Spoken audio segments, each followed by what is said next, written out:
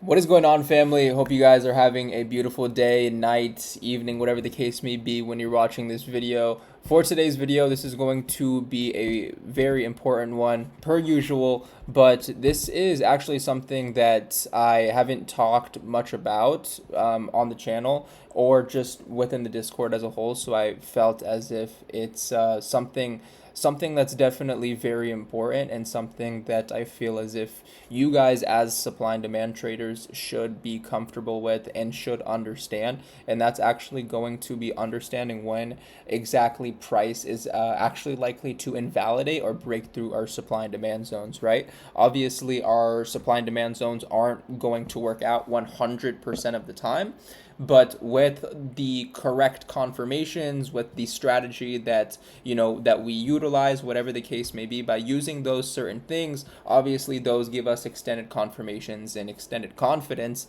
to actually take those trades in supply and demand, right? So I'm going to go over some key things, or just a key thing that I literally use and look for every single day when it comes to understanding if the zone is actually likely to be valid or not. And just going to go ahead and cover some gems. A little bit of a different face cam positioning and background. I am currently changing some stuff around in the room slash setup area, so that is the reason why things are different. But let's go ahead and hop on over to the charts and get things started. So boom, let me do this here. Let's go ahead and bring the face cam down to the bottom right. We're not usually down here, so let's go ahead and let's try something new for today's video. Okay, cool. So gonna go ahead and just use SPY as an example. Let's go ahead and let's start out on a larger time frame, such as like the 30-minute or the 5-minute. I'll use the 5-minute for this example. And for this example, obviously we have or obviously going into every single trading day, I have my supply and demand zones plotted out. Obviously, the zones just representing where buyers were the strongest or where sellers were the strongest, right? So in this case scenario, we have the supply, in which obviously an area on the charts where sellers took the most advantage of, right? We can see this supply area obviously being rejected multiple times from and presenting strong selling pressure from this exact area. So let's keep an eye on this 543.90 supply. Right, so obviously now that we see the retracements and the rejections from this zone, obviously we know that it is a confirmed supply zone, right? But let's say that price approached this zone again. Obviously we would want to look for a retracement into this zone, and then we would look for a move back to the downside, right? Obviously in this case scenario, we see that that did not happen, right? We saw that price went into this zone and we actually broke through it and invalidated it to the upside. So what are a couple of things, or what's something that we can better utilize to actually tell whether these zones are going to be invalidated or not, right? Because like I said earlier, we want to make sure that we are making the best decisions inside of these supplier demand zones. So being able to understand stuff like this is going to help us stay away from the bad setups. So let's go back to that supply zone. Keep in mind, I wanted to show you guys the zone on the larger time frame, but now we're on the 1-minute time frame, the smaller time frames, which is where I'm taking my entries, right? Now, before I kind of dive into the charts, the biggest thing, right? The biggest thing to help you understand whether price is actually going to hold that zone or break through that zone is going to be understanding price action, understanding what the candles are doing slash looking like inside of the zone, right? Most importantly, looking at the candles on the 1-minute or on the 5-minute, because those are the lower time frame candles, also meaning that the lower time frame candles are going to present more candles. Anyway, so lower time frames are going to be presenting more candles, obviously, so we want to kind of dive down, look at the lower time frames to better understand what the candles are doing inside of the zone, right? The candles are simply just showing us what buyers or what sellers are doing within those candles, right? So depending on the size of the candle, depending on how the candle is moving, that gives us an indication whether whether how strong the buyers are or how strong the sellers are, or if they're even strong at all, right? So what we want to do in this case scenario, like I said, the biggest thing that we want to look at and understand is going to be price action. Okay, so obviously we see price moving into our supply zone. Now in this case scenario, once we start to move into supply, obviously since we get a little bit higher into the supply at this point, we would want to start to see the candles to show weakness, right? Obviously indicating selling pressure stepping in, indicating those selling orders starting to be presented, right?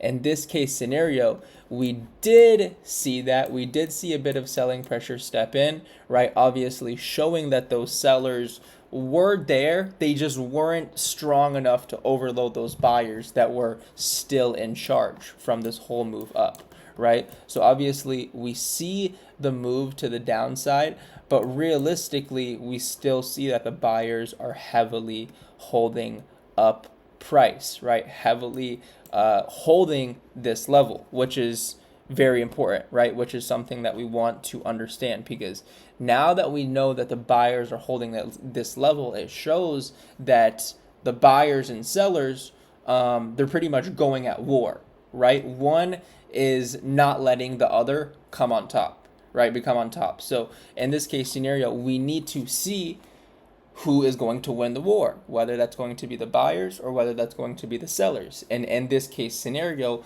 obviously the buyers have more control, right? They have more control due to the fact that previously we had a strong uptrend moving into this supply, and B, in that supply, we still see buying pressure being presented, being held up in that zone, obviously showing that those buyers are still fighting to be in control. Now, another thing that you want to look at is you want to look at the candle that first moved into your zone, right? The candle that first touched your zone, which is going to be this blue candle right here.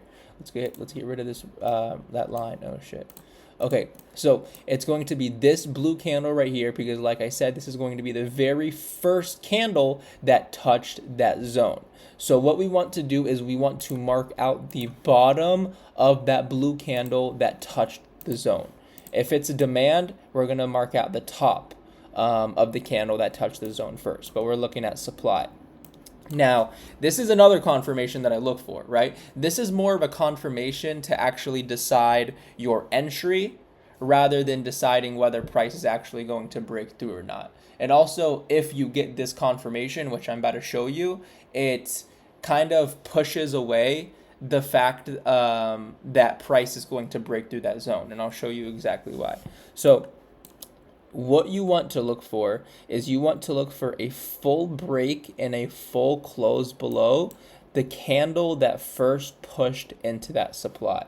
And you can see, although we had a bit of selling pressure being presented inside of that supply, initially we never got that full break, that full close outside of the candle that first tapped into the supply. Now that's very important, right? That's going to be very important, because this is going to pretty much be like a key level to understand who's actually in charge, right? Who's actually in charge.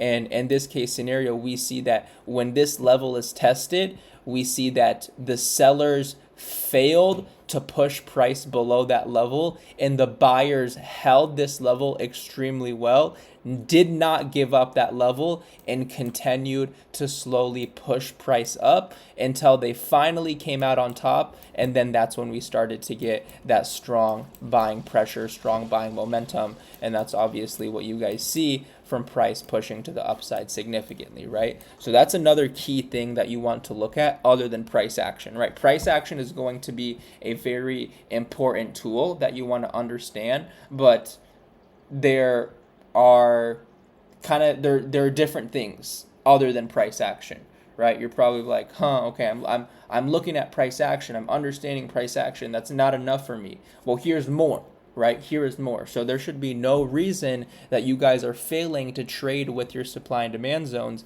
because I'm helping you guys understand whether these zones are going to get broken through, whether these zones are going to work out successfully or not. I'm literally teaching you guys exactly how to understand and exactly how to trade off of these zones, right? So that's going to be another key thing. Now look at this again, right? We see that once our level is drawn out, the level that we're looking to understand who is simply in charge. This is like the in charge, let's call it the in charge level, right? This level indicates whether either the buyers are going to be in charge or whether the sellers are going to be in charge. And the way that we can understand who is going to be in charge is by seeing how price reacts to this zone. Now, if we get a break below and a push below, that shows that the sellers are in charge. If we get a hold of this level and a rejection back up, that starts to show that buyers are in charge. And look what we got. We got a rejection and hold of this level, and we started to see buyers stepping in. Now, what did we see again? We started to see sellers fight back to try to get their position, fight back to try to push price to the downside. But look at this. We come back to that exact level that we drew out, and price failed to completely close and completely break outside of that level multiple times. You guys can see how well and how strong this level ended up working out, right? And then finally, once price held and rejected off of this zone for like the third or fourth time, that's finally when the buyers overtook the sellers. That's when the sellers pretty much gave up, and obviously that's when we started to get that push and that breakthrough out of supply. So that's, a couple of things that you can look at in a supply zone to understand, should you take that trade or should you stay away from that trade because you think that price is likely to invalidate it, right? So the two key things that we went over is simply understanding price action inside of the zone, as well as using your in charge level, we'll call it, to understand, A, are the buyers likely to be in charge, or B, are the sellers likely to be in charge? And I showed you guys exactly how you can understand who is going to be, in charge, or who is going to be in control. And when I say in control, I just mean who is going to be presenting the most amount of orders within that specific amount of time. Right, so that's going to be that. So we have those two key things. Obviously, there are other tools that we can utilize, such as order flow, such as bookmap and different things like that. But in terms of technical analysis and on the charts, these are really going to be the key things, the main things that I utilize. So that's going to be that. And going back to price action, like I was saying, candles are pretty much telling us a story, right? They're pretty much telling us exactly what is going on. So at each candle, depending on what the candle looks like, the size of the candle, how the candle is moving, whether the candle is green, whether the candle is red, that is all information to us as traders. That is all confirmations to us, because it simply tells us within that specific trading period in that candle, what were the buyers doing? What were the sellers doing? And the candles tell us exactly what were the buyers doing and what were the sellers doing, right? So just adding up all of these pieces when using technical analysis is going to really help you out a lot, because technical analysis is more than just drawing out, lines or drawing out zones on your charts, right? It's putting the pieces together, understanding the past, understanding what is likely to happen moving forward, and understanding, what has worked for you, and continuing to apply that strategy or whatever that case may be. So that's going to be the end of the video. Hope you guys enjoyed. If you guys have any questions, make sure you go ahead and ask me down in the comments. Link in the description to trade live with me. Other than that, family, have a great night, evening, day. I'll see you guys next video.